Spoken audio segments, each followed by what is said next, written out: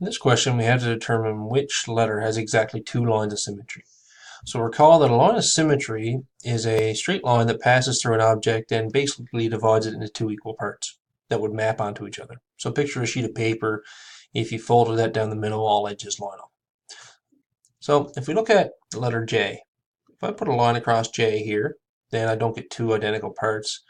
If I tried to divide J vertically, again, I wouldn't be able to fold it over because I've got this loop on the bottom, which is asymmetrical. It doesn't really line up with anything. Look at the letter K for B. Again, same thing with K. If I put a line across here, they kind of match up, but they don't because we've got this little portion here, which is a bit different. If I go with a vertical line, I can't split that vertically because we got straight lines on one side here, and then we've got these two off the other side. So no lines of symmetry for B. If I look at C with X, if I were to take an X and divide it across here, I get a V and an upside down V, basically. I get a V there, and I get a V there. So they would map onto each other.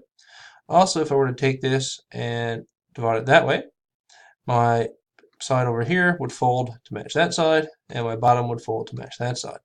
So our answer is going to be C. But just to finish things off here, let's look at the Y. For Y, if I drew a line down the middle here, I definitely could get the left-hand side to match up to the right-hand side. But if I looked this way, horizontally, I can't get that to match up with the bottom. We have two lines that make a V on the top. We're just got a single line on the bottom.